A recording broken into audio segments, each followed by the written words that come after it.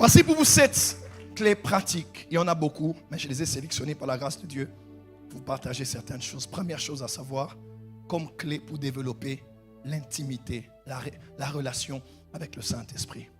Première chose, il faut avoir une compréhension profonde de sa personne. Très capital. Le début de la relation avec le Saint-Esprit commence par la révélation profonde que vous avez du fait que le Saint-Esprit est une personne. Ça doit être clair en vous. Il n'est ni une puissance, ni une onction, ni un feu, ni une colombe, ni de l'eau. D'ailleurs, la Bible déclare, lorsque l'ennemi viendra comme un fleuve, l'Esprit du Seigneur le mettra en déroute. Vous connaissez ce verset? C'est dans Isaïe. Dans la version originale, on dit cela différemment. Dans la version que nous lisons, on dit, lorsque l'ennemi viendra comme un fleuve, virgule, l'Esprit de l'Éternel le mettra en déroute. En d'autres termes, l'ennemi vient comme un fleuve. Mais en hébreu, on dit cela différemment. En hébreu, on dit, lorsque l'ennemi s'élèvera, virgule, comme un fleuve, l'Esprit de l'Éternel le mettra en déroute. Le fleuve, ce n'est pas l'ennemi. Le fleuve, c'est le Saint-Esprit. Et si un de deux doit avoir peur de l'autre, c'est l'ennemi qui doit avoir peur. C'est quand le Saint-Esprit s'élève comme un fleuve, un torrent, il emporte l'ennemi et ses œuvres. Voilà pourquoi Jésus disait, si c'est par le doigt de Dieu. Un autre évangile dit, si c'est par le Saint-Esprit que je chasse les démons. Parce qu'aucun démon ne résiste devant le Saint-Esprit. Les démons sont des esprits, mais le Saint-Esprit est l'esprit au-dessus de tous les esprits.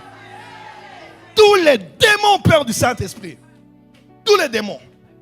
Tous les anges respectent le Saint-Esprit. Voilà pourquoi dans Ézéchiel on dit, quand on parle des chérubins, on dit, ils allaient partout où l'Esprit les poussait d'aller. Parce que les anges sont des esprits. Les anges sont des vents. Il fait des anges des vents. Maintenant, le Saint-Esprit est le grand esprit, est le grand vent, le Ruach. Ruach Elohim, Ruach Adonai, Ruach Akodesh. Le Saint-Esprit est le grand vent qui coordonne les petits vents. Le Saint-Esprit est le grand esprit qui coordonne tous les esprits. Voilà pourquoi tout celui qui marche avec l'esprit, qui connaît l'esprit, expérimente le ministère des anges à une dimension extraordinaire et peut opérer de la délivrance de manière extraordinaire. Pourquoi? Parce que les démons ont peur du doigt de Dieu. Les démons tremblent devant le Saint-Esprit. Dis amen très fort. Le Saint-Esprit, vous devez savoir qu'il n'est pas une puissance, une force, il est une personne. Et jeudi dernier, j'ai eu le temps de vous dire combien il était une personne par ses émotions, par sa volonté propre, mais aussi par son intelligence, son savoir, sa capacité. Le Saint-Esprit connaît tout, même les profondeurs de Dieu. Dit le Saint-Esprit est une personne. Donc quand tu veux commencer à développer une intimité, le Saint-Esprit est une personne. Comme il est une personne, il entend. Comme il est une personne, il voit. Puisqu'il est une personne, il peut parler. Il n'est pas un robot, il n'est pas une idole, il n'est pas une vapeur, une nuée, il n'est pas un spectre. C'est une personne. Il n'a pas de corps comme moi, mais il est là. Il est présent, il est invisible, mais présent. Vous devez réaliser que le Saint-Esprit est une personne. Alléluia. Alléluia. Dis à ton voisin, le Saint-Esprit est une personne. Et excusez-moi cela tous les jours, de manière quotidienne, hebdomadaire, mensuelle, annuelle, toute la vie. Réalisez que le Saint-Esprit est aussi réel que ma femme à mes côtés. Aussi réel que mon pasteur devant moi. Aussi réel que mes amis à mes côtés alors que je suis à la chorale. Aussi réel que mon professeur à l'université. Le Saint-Esprit, je ne le vois pas, mais il est là. Il est une personne réelle et une personne vivante. Et il est là. Deuxième clé.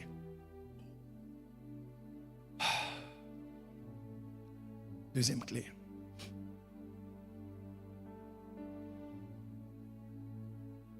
Vous devez avoir la conscience que le Saint-Esprit est le Saint-Esprit.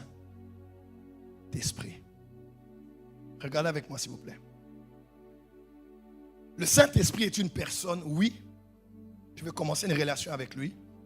La deuxième chose que je dois comprendre et maîtriser, le Saint-Esprit, ou même l'Esprit Saint, si tu veux ainsi, il est le Saint-Esprit.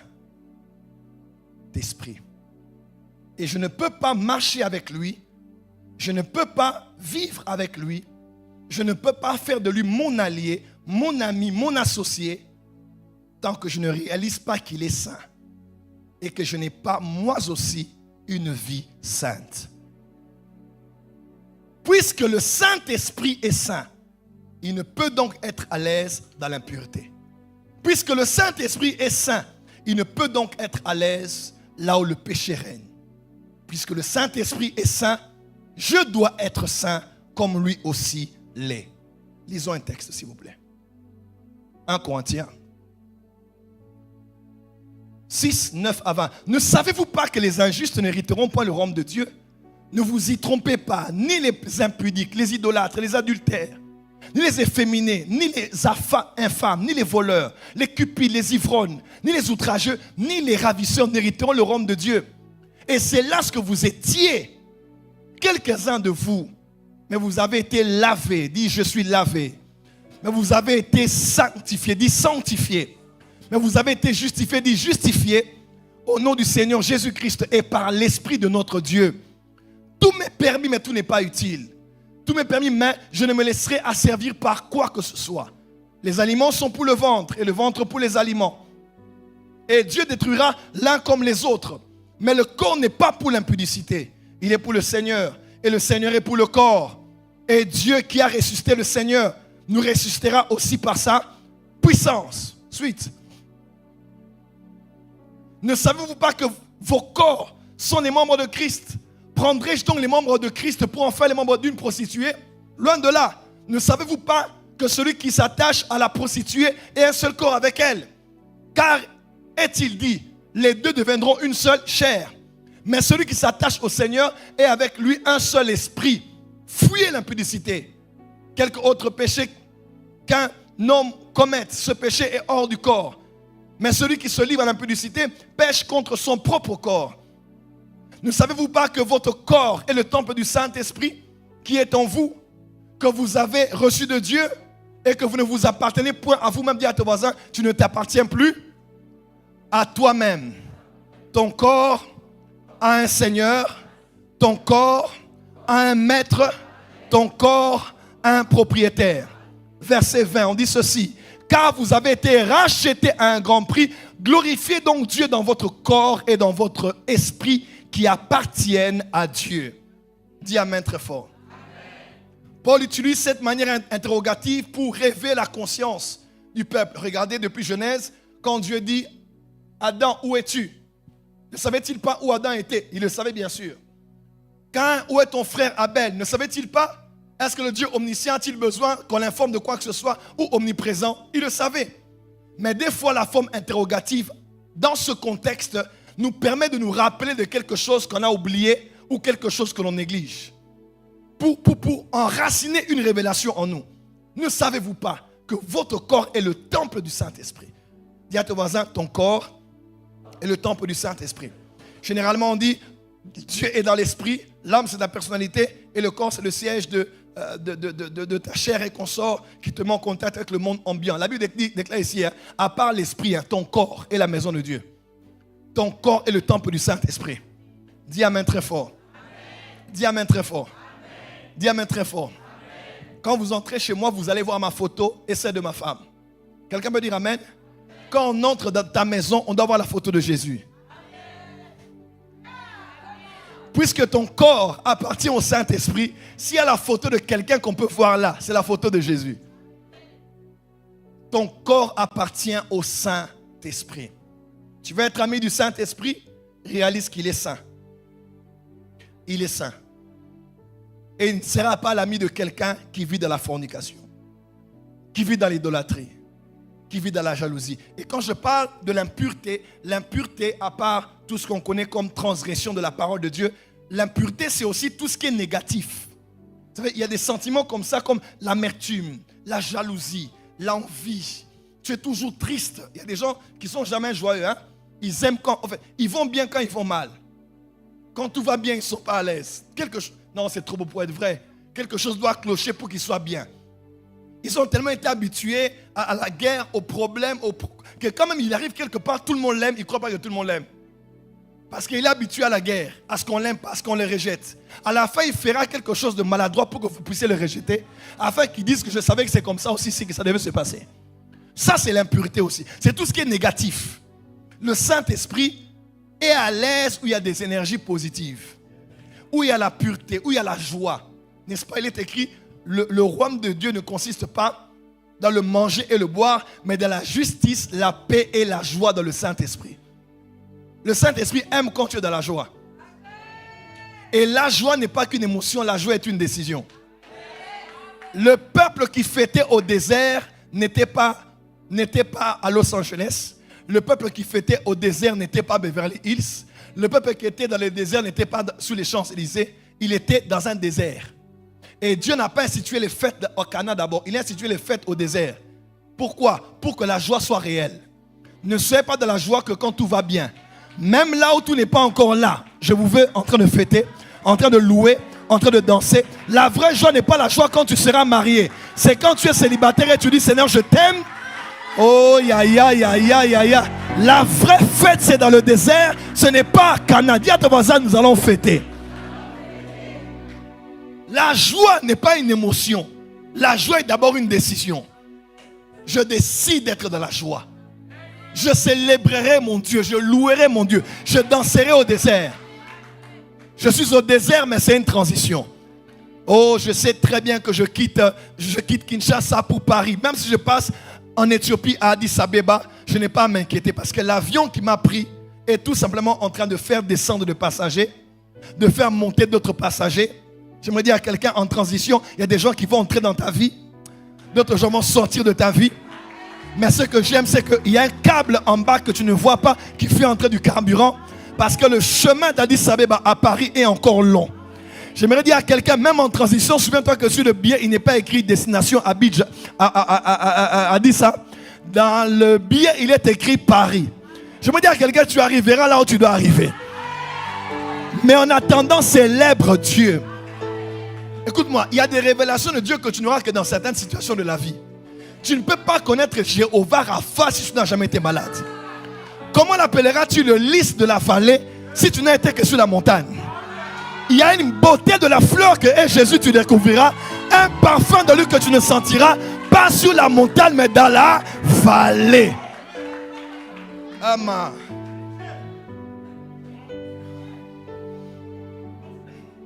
J'avance. Dis à ton voisin non à l'impureté. Le Saint-Esprit est pur. Le Saint-Esprit est saint. Donc tout ce qui souille ton corps, tout ce qui est péché, tout ce qui est iniquité, mets cela de côté. Jamais quelqu'un n'a été l'ami du Saint-Esprit en vivant dans le péché. Ça n'a jamais existé. Jamais. C'est un semblant religieux et charismatique extérieur, mais qui n'a rien dans le fond. Les vrais amis du Saint-Esprit sont ceux qui marchent dans la sainteté et dans la pureté comme lui il est. Il sanctifie le corps dans lequel ce Saint-Esprit habite. Parce que ce corps a été racheté à un grand prix. Troisième clé. Vous devez développer une conscience constante de sa présence avec vous. Dis avec moi, développer une conscience constante de sa présence avec vous.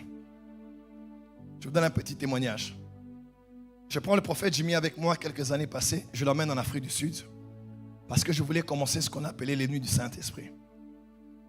Et l'homme de Dieu le plus connu qui faisait les nuits du Saint-Esprit 10 ou 20 ans avant nous s'appelait Gabriel Oduyemi. Il est au Nigeria. Au Nigeria, quand TB Joshua avait émergé, il y avait un autre prophète aussi qui avait émergé qui s'appelait Gabriel Oduyemi. L'un était très bizarre, longs cheveux, barbe, miracle étrange, contradiction partout. L'autre s'appelait Gabriel Oduyemi. Croisé, beau costume, intellectuel, pétrolier, beaucoup d'argent, jet privé, consort. Et c'est lui qui a organisé les nuits du Saint-Esprit. Le concept comme Take It, à part Benny Hinn, c'est lui qui a apporté ça. Un homme de Dieu puissant. J'ai même vu la vidéo de ce qui s'est passé dans son culte à la veille de sa mort. Quelque temps après, j'ai eu à cœur de commencer les nuits du Saint-Esprit. Après, quand j'ai lancé la MAPRE, j'ai dit, je veux faire quelque chose de révolutionnaire, mais il faut que mon collaborateur voie ce que je vois. Je paye le billet, je fais tout pour lui. On va en Afrique du Sud. Et nous allons assister à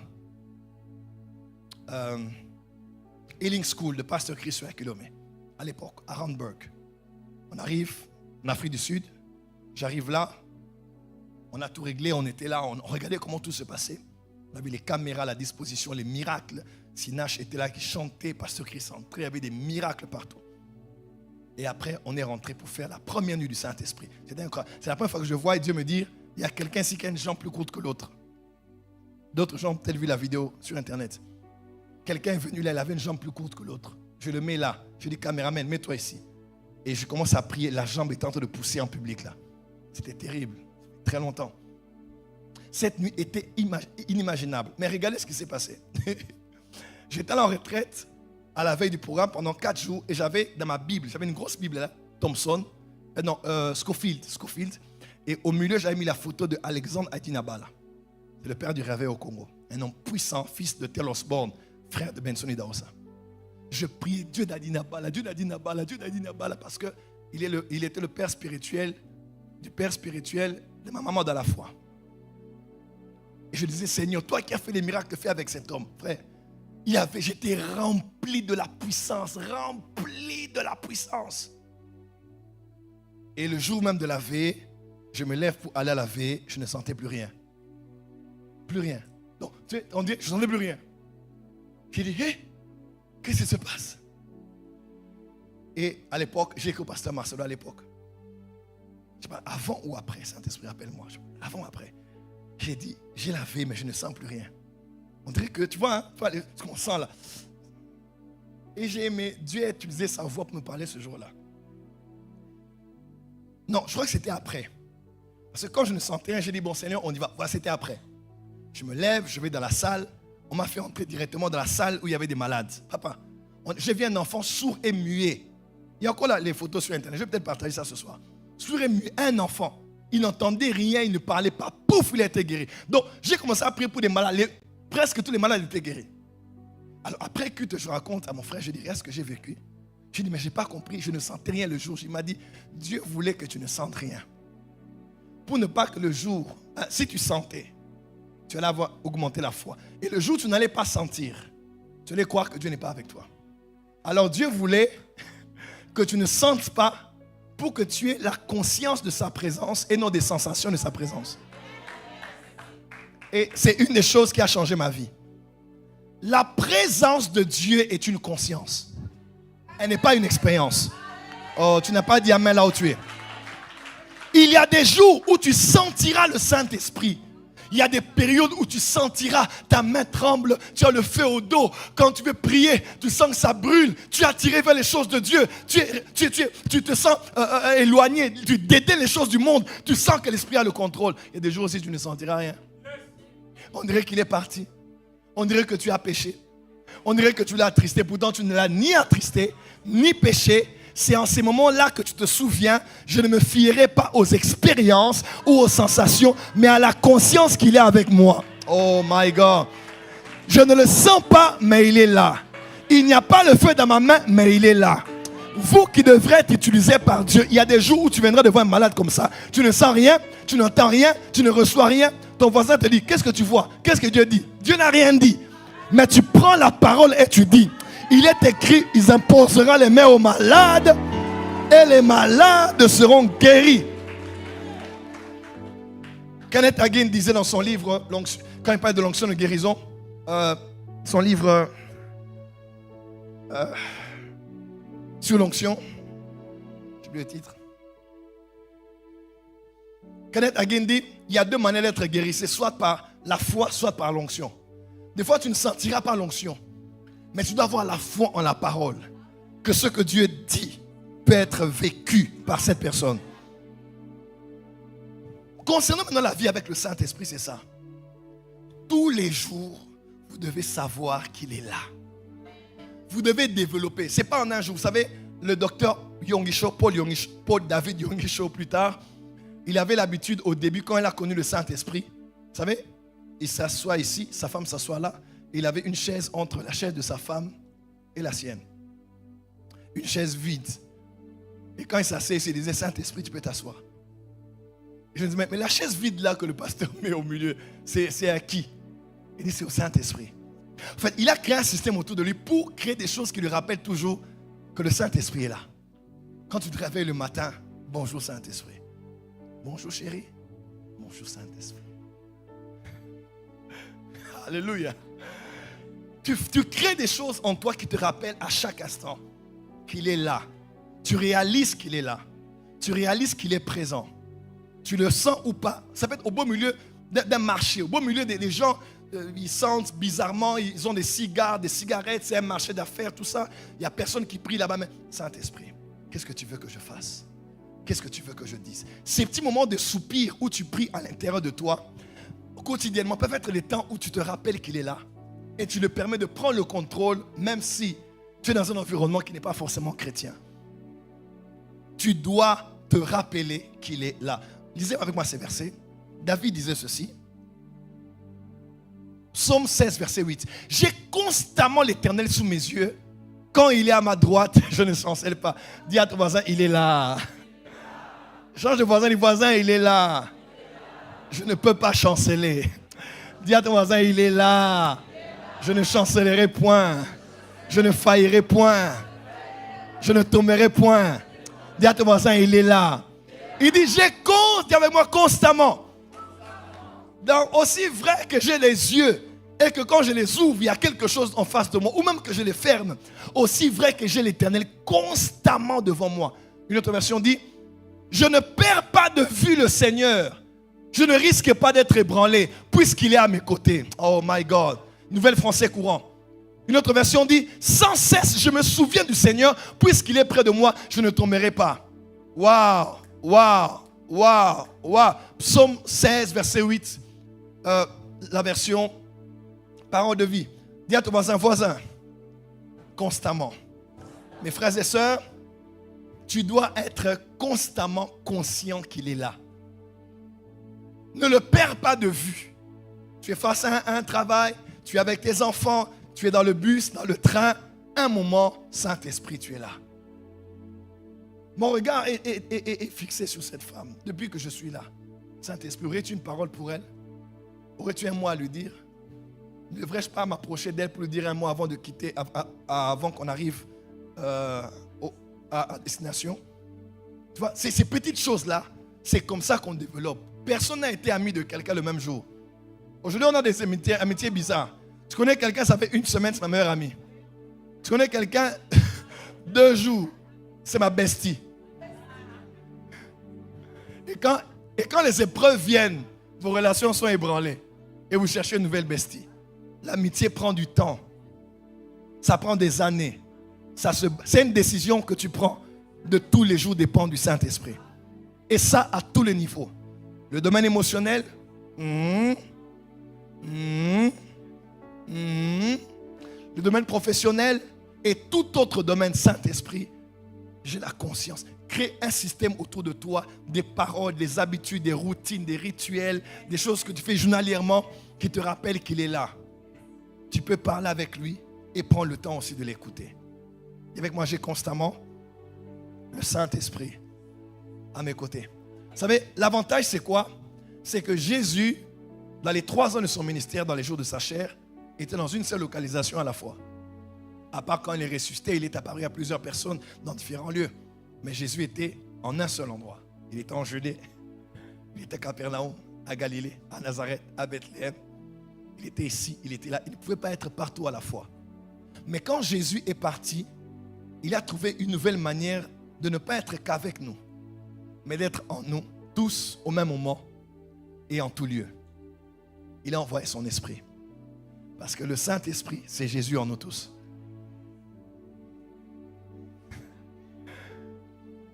Le Saint-Esprit, il est avantageux. Parce que si je suis avec vous, si tu vas quelque part et que je ne suis pas là, tu crois que je ne suis pas avec toi.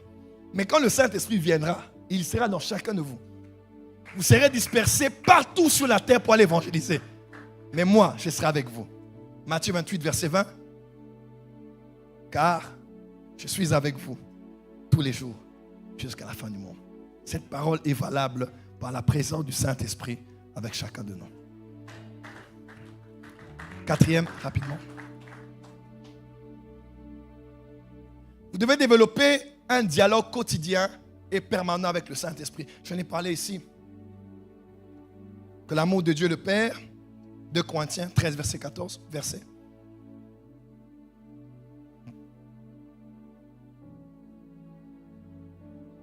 Que la grâce du Seigneur Jésus-Christ, l'amour de Dieu et la communication du Saint-Esprit soient avec vous tous. La loi est venue par Jésus, par Moïse, mais la grâce et la vérité sont venues par Jésus. Amen. Dis avec moi, la loi est venue par Moïse, mais la grâce par Jésus. Celui qui a emmené la loi, lorsqu'il s'est approché de Dieu, la voix lui a dit, retire tes sandales, puisque la terre sur laquelle tu te tiens est une terre sainte. Mais celui qui a apporté la grâce, celui qui l'a précédé a dit, moi, Jean, appelé autrement le Baptiste, je ne suis même pas digne de délier la courroie de ses sandales. Je vais avancer. Celui qui a apporté la loi, comment? Lorsqu'il est allé à la montagne, ce jour-là, quand vous lisez la Bible, 3000 Juifs étaient morts. Les Lévites ont tué 3000 le jour de la montagne. 3000 sont morts. Mais celui qui a apporté la grâce, le jour où il était à la droite du Père, où il a envoyé son esprit, à la Pentecôte, à la Tsavouot, 3000 âmes ont été sauvées. Tu n'as pas dit amen? Celui qui a apporté la loi, Dieu les a donné des tablettes de la loi qui n'étaient localisées que dans un seul lieu. Et Moïse les lisait, le décalogue. Mais celui qui a apporté la grâce, dans Hébreu, on avait révélé, il allait inscrire ses lois sur les tablettes de nos cœurs. Dis amen très fort. Amen. Dis avec moi la loi. Dis encore la grâce. Donc celui qui a apporté la grâce, c'est Jésus. L'amour de Dieu a été manifesté par le don de Christ. Mais après on dit la communication. Dis la communication. Prends un peu ton téléphone, prends ton téléphone. Généralement, qu'est-ce qu'on dit? Je suis en. Dis à ton voisin, sois en communication avec le Saint-Esprit. L'avantage, c'est qu'il y a plusieurs manières d'être en communication avec le Saint-Esprit. Mais il y a une manière qui est très fiable. Les Juifs, 3 religions abrahamiques, judaïsme, islam, christianisme. C'est des religions monothéistes. On croit en un seul Dieu. Les musulmans, eux, prient 5 fois. Direction de la Mecque. Les Juifs prient 3 fois. À l'instar de Daniel, direction de Jérusalem. Mais nous, Paul a dit, dans 1 Corinthiens 5, 17, priez sans cesse. Nous, on ne prie pas 5 fois ou 3 fois. Nous, on prie sans cesse. Alors, comment prier sans cesse? Je suis mère de famille, j'ai un mari, j'ai des enfants, je prépare, je dois réchauffer.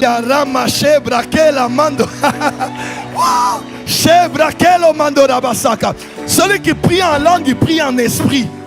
Il communique mieux avec le Saint-Esprit. Quelqu'un peut dire amen? Dis à ton voisin, prie sans cesse. Par l'esprit. En esprit. Dans l'esprit. Nage dans l'esprit. Dis à ton voisin, en esprit. En esprit. En esprit. En esprit. En esprit. Les cabradia sovarian de rebekosa. Ale paki amazovaleaka. Mandere kosia. Ale praki amandora baseke. Jebla kora masaka. Dis amen bien très fort. Communique avec le Saint-Esprit. En langue. Ou même en langue intelligible. Parle avec lui. Il est écrit, reconnais-le dans toutes tes voies. Tu vois ça? C'est quelque chose qui se développe. Ah, Saint-Esprit, qu'est-ce que tu veux que je fasse ici? Même s'il n'est pas obligé de te dire, tu dois utiliser la brosse verte ou bleue pour te brosser les dents. Tu vois, même des petits trucs, même si on te traite de immature ou de ridicule, ça se développe comme ça. Demandez au couple, hein, on se chamaille toujours autour de la brosse à dents et des Pepsodents. Il n'y a rien de sérieux là. Si tu crois que les relations se disputent pour des choses sérieuses, tu te trompes. Hein. Ben, c'est ça, c'est l'intimité. Il y a un couple qui s'est disputé avec le mari et la femme. Tu sais pourquoi? Parce que quand on prend la pâte à dentifrice, nous au pays on appelle ça Pepsodent. Ben, nous on donne les noms des marques à ceux qu'on utilise. Lame des rasoirs, on appelle ça Gillette. Pâte à dentifrice, Pepsodent, c'est tout ce qu'on connaît. Alors, la femme, venant d'une bonne famille catholique, bien carrée, bien éduquée, elle utilise du bas en haut. Pâte à dentifrice en bas, là ça monte maintenant. Et quand le Pepsodent est fini, tu vois, c'est bien jusqu'au bout. Les restes, c'est toujours ceux qui sont au-dessus là. On presse, et puis c'est fini, on jette. Mais l'homme, bad boy, come on man. Le gars, eux ils font comme ils veulent. Lui il prend ça comme ça. Tcha! Dispute de couple, sérieusement. Et on va chez les parents. Toi, tu crois que le problème vient de... Non, le problème, c'est sérieux. C'est juste par le bas ou par le... Lève le main, dis Saint-Esprit, je veux te connaître. Dis, reconnais dans toutes tes voies. C'est aussi simple que ça. Une autre version dit, tiens compte de lui pour tout ce que tu entreprends. Et il te conduira sur le droit chemin. Ça, c'est une autre version. Tiens compte de lui. Saint-Esprit, qu'est-ce que je dois faire? Qu'est-ce que je dois dire? Saint-Esprit de Dieu, je ne suis pas prêt à prêcher aujourd'hui. Oh, on y va. Moi, c'est des choses que je fais tout le temps. Il n'y a pas plus stressé que votre pasteur. Moi, même là, j'ai les mêmes moites. Je suis un stressé. Vous allez me voir parler en français. Bien aimé, la Bible déclare, la chambre zodiacale, tout ça. Ne me suis pas. Je suis un stressé là où ma femme me connaît, mes protocoles me connaissent. Je peux faire 10 tours aux toilettes avant de monter ici. Ouais. Eux seuls savent. Pourquoi? Parce que je tremble toujours. Quelqu'un dira, oh non, mais ça fait des années que tu prêches. On ne s'habitue jamais à l'œuvre de Dieu. Personne n'est spécialiste ou professionnel. Je tremble comme je tremblais, ça fait plus de 25 ans. Pourquoi? Parce que je sais que ce n'est ni par la force, ni par la puissance, ni par l'art oratoire ou les stratégies de soulever la foule. C'est le Saint-Esprit qui touche les cœurs. C'est lui qui agit.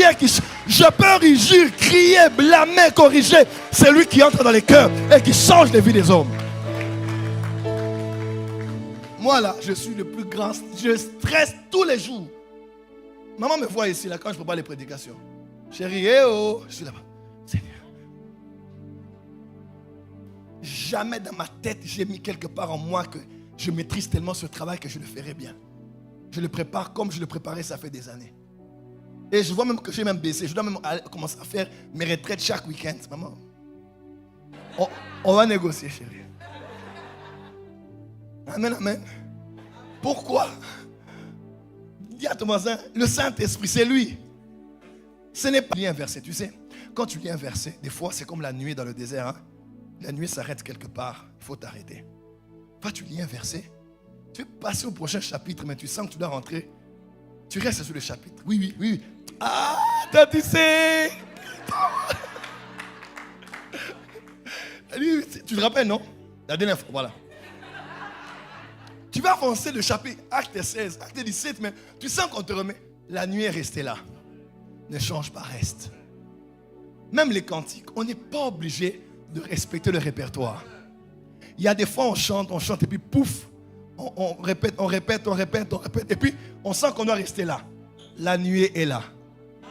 Si vous voulez respecter le répertoire, vous allez faire perdre l'onction du culte. Restez là.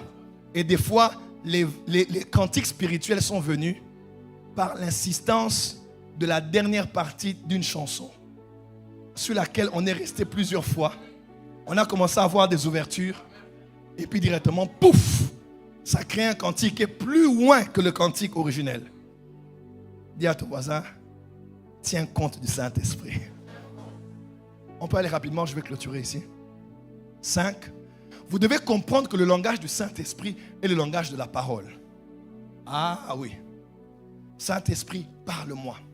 Saint-Esprit, dis, explique, clarifie. On peut lire un texte. Éphésiens 6, verset 17. Prenez aussi le casque du salut et l'épée de... S'il vous plaît, l'épée de... Qui est là? L'épée de l'Esprit ou du Saint. Dis avec moi l'épée du Saint-Esprit, qui est la parole de Dieu. Donc, l'épée est une arme offensive et défensive. On peut se défendre avec l'épée ou attaquer avec l'épée, n'est-ce pas? Maintenant, on dit que l'épée, c'est la parole, mais c'est l'épée de l'Esprit. En fait, l'épée, c'est l'épée du Saint-Esprit, qui est la parole de Dieu. L'arme qu'utilise le Saint-Esprit pour défendre ou attaquer, c'est la parole. En fait, l'arme du Saint-Esprit, c'est la parole. Quelqu'un m'a compris? Dis avec moi, le langage du Saint-Esprit, c'est le langage des Écritures. Comment tu veux écouter l'Esprit mais ta Bible est fermée? Le piège de notre génération, c'est vouloir écouter Dieu de manière extra-biblique. C'est-à-dire, extra-biblique, ce n'est pas hérétique. Extra-biblique, c'est aussi, tu n'ouvres pas la Bible, mais j'entends la voix audible. Je fais un songe. J'entends un prophète. J'entends une conviction. C'est bien, mais c'est dangereux. Ne peut mieux discerner la voix de Dieu hors de la Bible que celui qui a écouté la voix de Dieu dans la Bible. Oh, comment? Ne peut mieux discerner si c'est Dieu ou ce n'est pas Dieu hors de la Bible que celui qui a appris à plonger dans la Bible. Voilà pourquoi il est écrit que la parole de Dieu est vivante et efficace, plus tranchante qu'une épée quelconque à double tranchant, pénétrant jusqu'à partager l'âme et l'esprit. Tu sais, jointure et moelle, elle juge les sentiments et les pensées du cœur de l'homme. Dis avec moi, je suis esprit, âme, corps. Voilà. Des fois, tu as des pensées qui viennent de ton esprit, des pensées qui viennent de ton âme. Et des fois, ça se mélange. Je dois donner ce fauteuil. C'est Dieu ou ce n'est pas Dieu? Tu sais, entre ton âme et ton... Quand l'âme et l'esprit sont collés, la seule chose qui peut séparer l'esprit de l'âme, c'est la parole. Quand tu es une personne qui est remplie de la parole de Dieu, quand tu seras dans la confusion, le Saint-Esprit prendra un verset de la Bible qui va trancher l'affaire. Oh my God. Tu fais un songe, tu crois que c'est un ange. Tu es convaincu. Après tu pries, tu te réveilles, tu entends la Bible, le verset qui dit « Car il se déguise lui aussi en ange de lumière. » Et tu comprends par l'écriture la nuance qu'il y a entre ceux qui viennent de l'âme ou ceux qui viennent de l'esprit. Dis avec moi la parole. Lève ta Bible avec moi. Je sais que tu vas lever ton téléphone, c'est pas grave. Génération high-tech, iPad, iCloud, iLove. Qui aime la parole ici? Fais un bisou à la parole.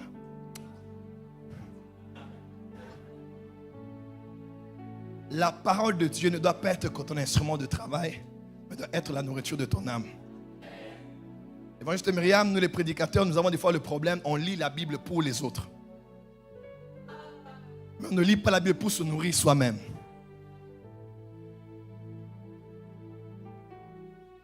Le Saint-Esprit parle les Écritures.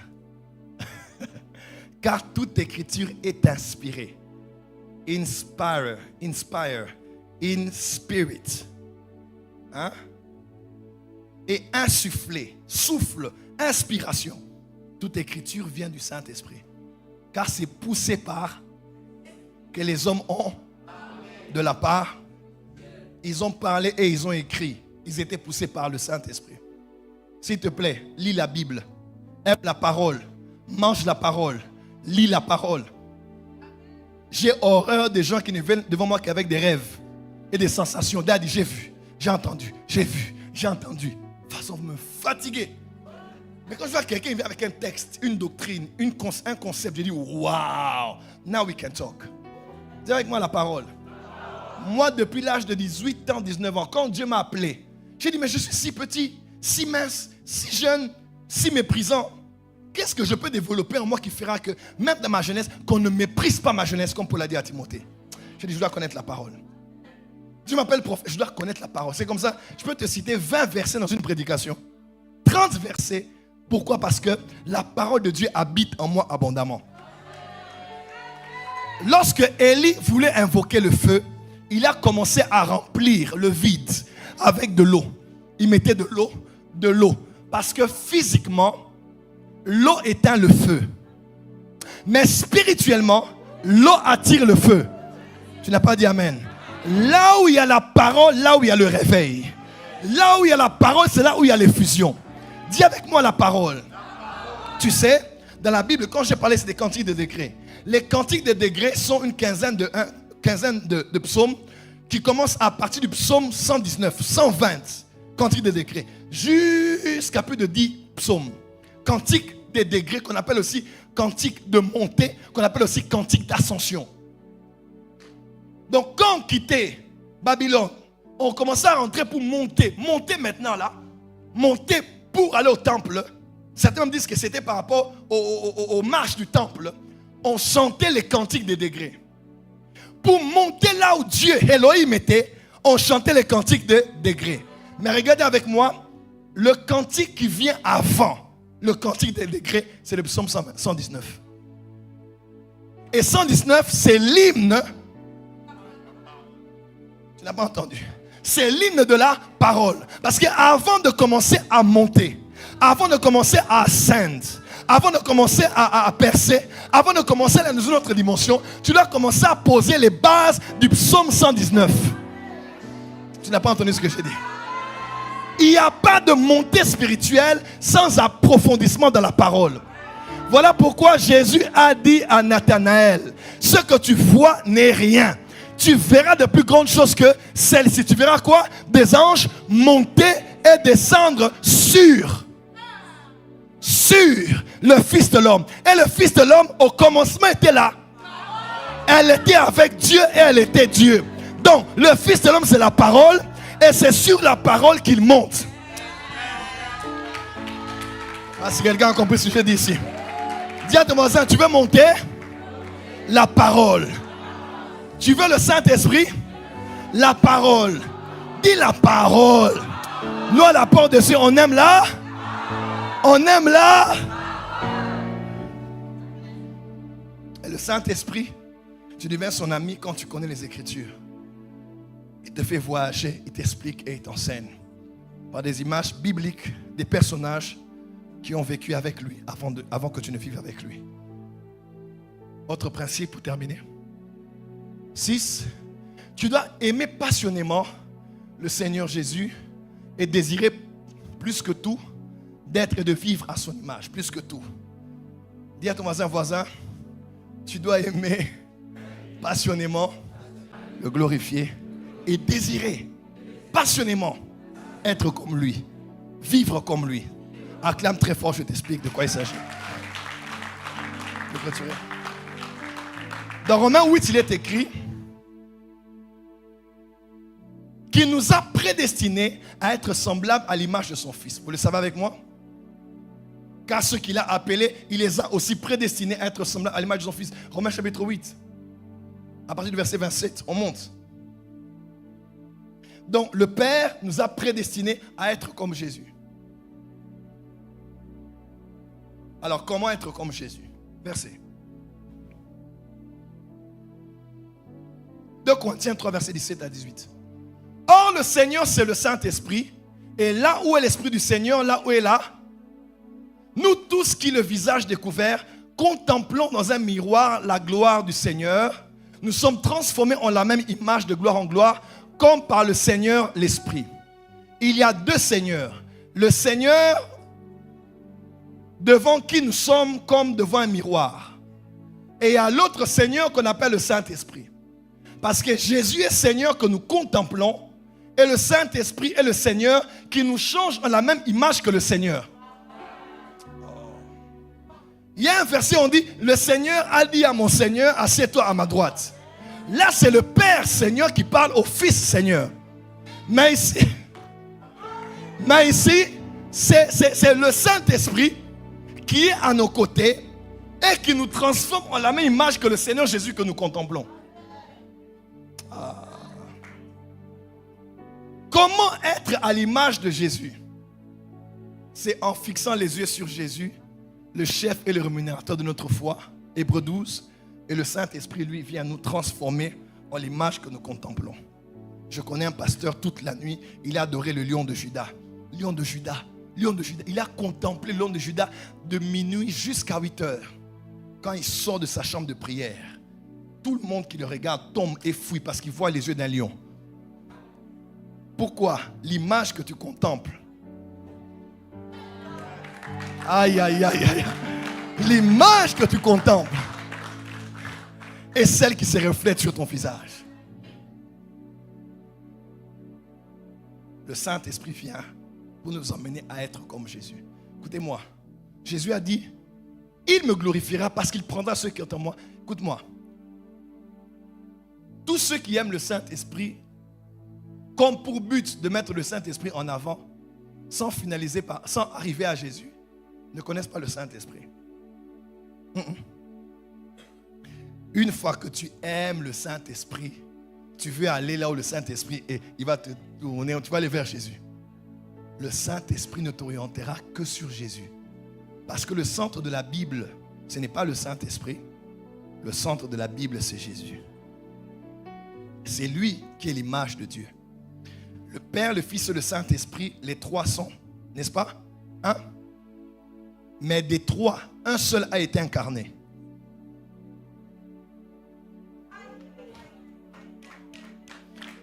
Un seul a été incarné. Le Père n'a pas été incarné. Le Saint-Esprit, quelqu'un dira, oh non, il est descendu comme une colombe. Non. En grec, on veut dire que sa descente était comme la descente d'une colombe. Là, c'est en grec. Donc, le Saint-Esprit n'est pas une colombe qui est venue. Non, non. Il est descendu comme descend une colombe. Dit, le Saint-Esprit n'est pas un pigeon. La seule personne qui a été incarnée. Aïe, aïe, aïe. Je vais aller plus loin.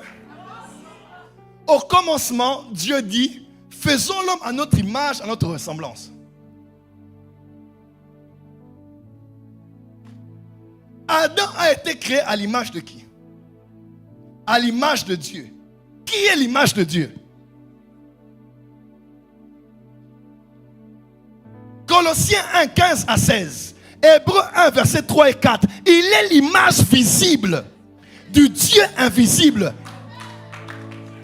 Adam a été créé non pas l'image du Père ou de l'Esprit. Voilà pourquoi on appelle Adam le premier. On appelle Jésus le dernier Adam. Pourquoi on fait référence à Adam? Parce qu'Adam était comme lui.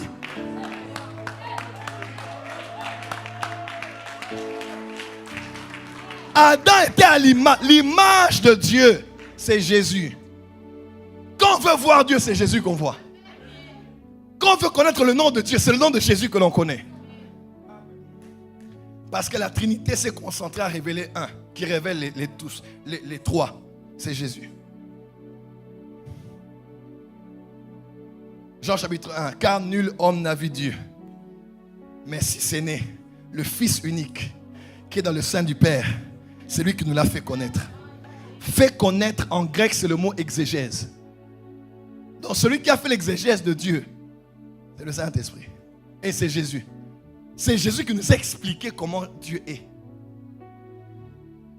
L'histoire du Saint-Esprit, c'est l'histoire de Jésus. Tu aimes Jésus, tu aimes adorer Jésus, prêcher Jésus. Voilà pourquoi tous les gagneurs d'âme sont des intimes du Saint-Esprit. Tu ne peux pas être gagneur d'âme si tu n'as pas quelque chose avec le Saint-Esprit qui te dit, prêche ici, gagne là-bas. Tu as un fardeau que tu ne comprends pas. Tu as un feu. C'est le Saint-Esprit qui crée sans toi. Tu ne peux pas te taire où tu n'as pas parlé de Jésus, le Fils de Dieu. Dernier point. Qui est béni ce soir? Seigneur, merci pour le déménagement. Il faut vivre une vie d'obéissance aux instructions du Saint-Esprit. Vous le savez avec moi, une relation entre Seigneur et serviteur dépend aussi de l'approfondissement de la relation, dépend aussi de combien vous êtes aptes, promptes à obéir à ce qu'on vous dit. Il faut des grandes instructions, il faut des toutes petites instructions. Dis à ton voisin, si tu veux être ami du Saint-Esprit, tu dois obéir au Saint-Esprit. Dis à ton voisin, le Saint-Esprit n'aime pas les rebelles, les récalcitrants. Verset, on va clôturer ici. Pourquoi m'appelez-vous Seigneur, Seigneur, et ne faites-vous pas ce que je dis? Lis avec moi plus fort.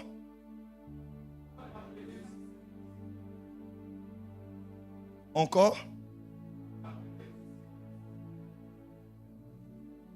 Mais le Seigneur, c'est l'Esprit. Et là où est l'Esprit du Seigneur, là où est la liberté. Pourquoi appelons-nous l'Esprit de Dieu Seigneur et ne faisons-nous pas ce qu'il dit? Si tu appelles le Saint-Esprit Seigneur, Saint-Esprit, glorieux Saint-Esprit, Adonai, c'est ça, Seigneur. Adonai, Saint-Esprit. Kairos. Adonai, Saint-Esprit. Pourquoi ne fais-tu pas ce qu'il dit? Il est Seigneur dans la mesure où il te dit des choses et tu obéis à ce qu'il te dit de faire. La marche avec l'Esprit commence lorsqu'on te dit des non. Évidemment, avec Dieu, il y a plus de non que de oui. Non. Et quand tu vois qu'il y a beaucoup plus de non, sache que tu es en train de mourir en toi-même. Je termine par ce texte. Jésus dit à Pierre, tu sais quand tu étais jeune, hein, tu te levais, tu te saignais toi-même les reins, tu t'habillais et tu allais où tu voulais. Mais quand tu vieilliras, un autre viendra, il te ceindra, il te prendra et il t'emmènera là où tu ne voudras pas. La même personne, deux états différents. La jeunesse, tu fais ce que tu veux. La vieillesse, tu dépends d'un autre. Et il t'emmène là où tu ne voudras pas. Au ciel, il n'y a pas 24 jeunes.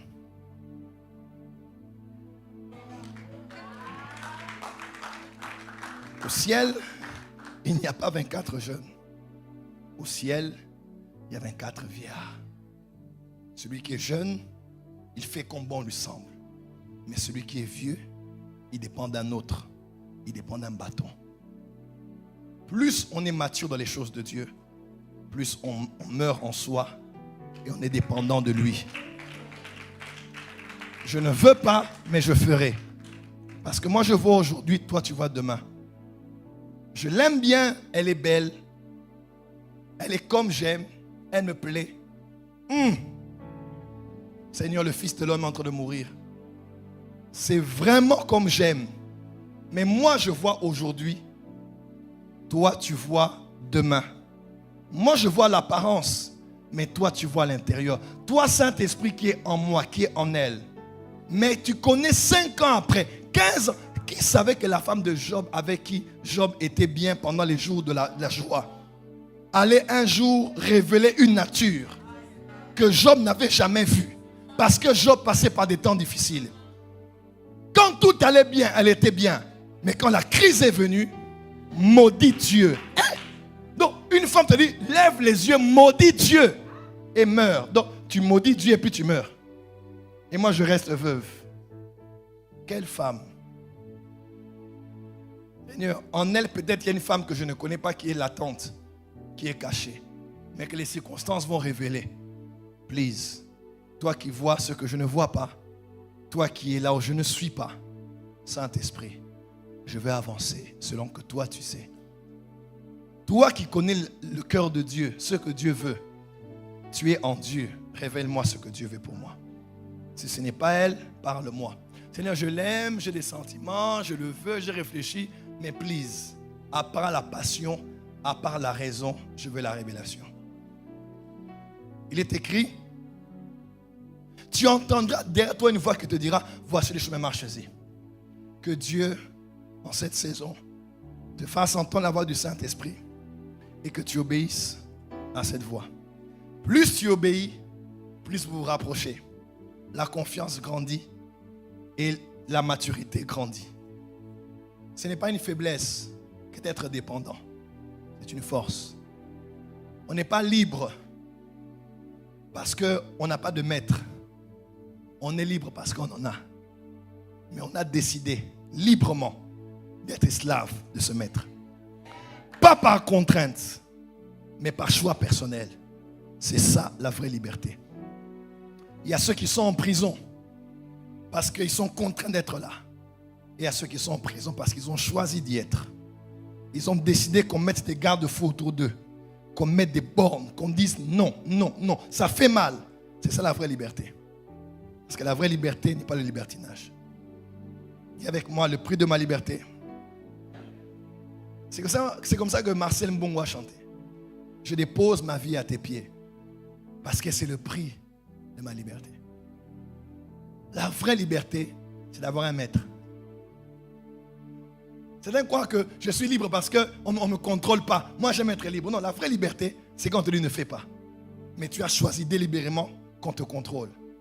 Pourquoi m'appelez-vous Seigneur et ne faites-vous pas ce que je dis? Que Dieu bénisse sa parole.